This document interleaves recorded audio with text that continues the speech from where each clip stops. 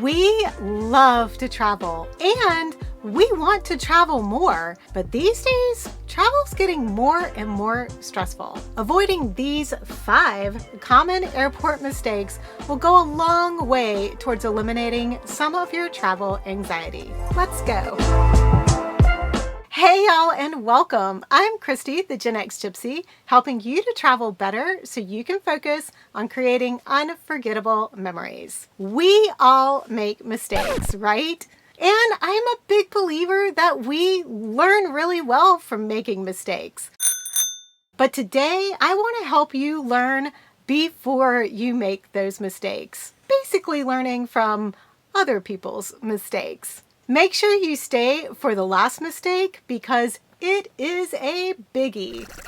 Mistake number 1, not having a printed version of your boarding pass or having your boarding pass saved in your photos on your phone or your notes app on your phone. You can get your boarding pass in your email and in your airline's app. However, if you get to the airport and there's no cell service or no Wi-Fi service, which is fairly common, you are going to need to get a boarding pass. Now, you can print the boarding pass out once you get to the airport at a kiosk or at the counter, but you're going to have to stand in line to do that, and that may cause you to be a little short on time.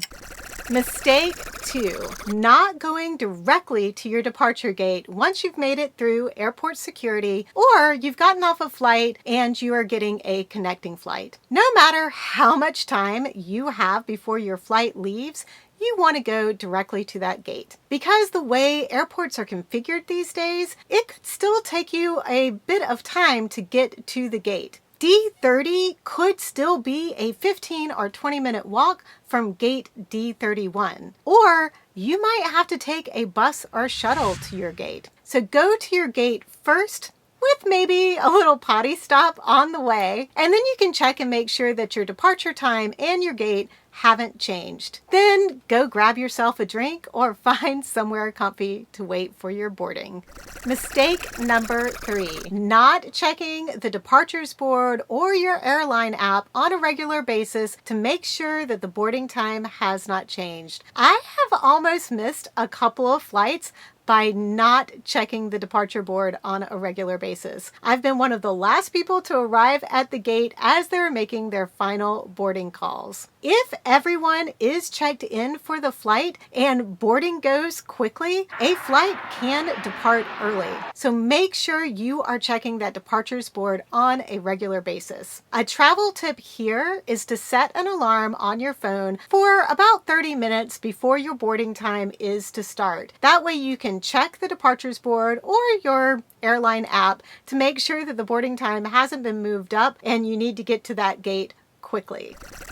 Mistake 4, and talking about boarding time. This is a mistake that I have talked about in videos so many times, and I'm sure y'all are getting tired of hearing me say it, but it's something I still see a lot of people do, and that is planning your airport arrival time based on the flight departure time, not on the boarding time. The flight departure time is the time that the airplane is scheduled to actually be taking off of the runway, not the time that you need to be arriving at the gate. And as hard as it is to believe these days, there are still quite a few flights that leave early on a regular basis.